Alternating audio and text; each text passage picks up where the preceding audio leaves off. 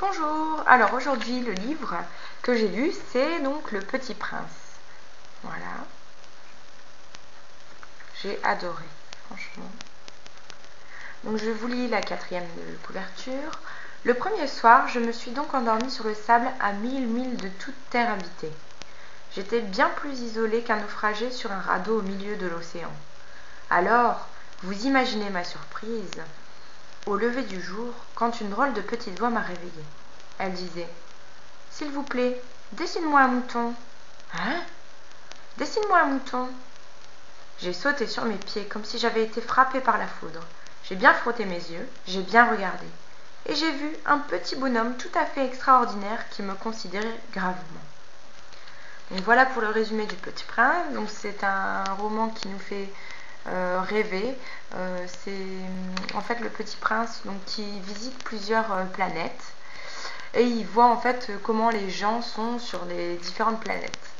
En fait c'est une manière de critiquer l'adulte, savoir que dans des yeux d'enfant en fait plein de choses ont de l'importance, des petites choses ont de l'importance que nous adultes on ne voit pas. Et donc c'est un petit peu la critique qu'a fait Saint-Exupéry sur le monde des adultes. Voilà, donc moi j'ai vraiment bien aimé. Il y a beaucoup d'illustrations qui m'ont plu. J'ai trouvé ça vraiment pas mal. Et ça nous fait réfléchir en fait sur le sens de la vie, à savoir que on regarde pas vraiment les choses comme elles le sont, on ne fait pas attention à chaque petite chose qu'on a.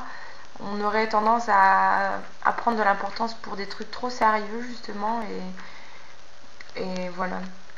Donc ça nous fait regarder un petit peu plus autour de nous, à prendre un petit peu plus soin des autres et à moins accorder l'importance à des choses trop sérieuses qui n'en vaudraient pas la peine.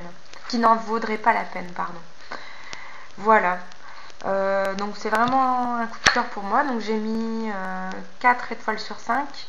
4 et pas 5 parce qu'au début je me demandais un petit peu ce que c'était et j'ai pas eu du mal à rentrer dedans parce que je suis vite rentrée dans l'histoire et dans le livre, mais j'étais un petit peu sceptique au début. Voilà, mais sinon j'ai bien aimé et la suite m'a beaucoup plu et voilà. Donc en gros ce que j'en ai retenu c'est carpe diem, vis l'instant présent, regarde ce que tu as et ça sert à rien de faire attention aux choses matérielles que tu pourrais avoir. C'est pas ça qui te rendra heureux. Voilà. Donc voilà pour cette vidéo qui est assez courte certes, mais en même temps c'est un petit livre, hein, il n'y a quand même que 95 pages. Moi j'avais l'édition donc Gallimard Folio Junior, donc il est un petit peu plus vieux que ceux que j'ai pu voir, mais bon, franchement ça m'a pas empêché de le lire et j'ai vraiment bien aimé. Voilà pour ce livre. Ce que j'ai sous la main là maintenant à lire juste après, alors normalement j'avais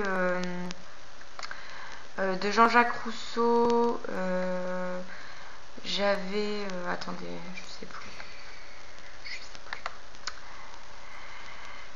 J'avais donc à lire Rêverie du promeneur solitaire de Jean-Jacques Rousseau, mais je pense pas que je vais le lire tout de suite. Ce que j'ai pris en fait c'est des romans, des contes pour les enfants en fait. Donc Les bottes de 7 lieues et autres nouvelles de Marcel Aimé.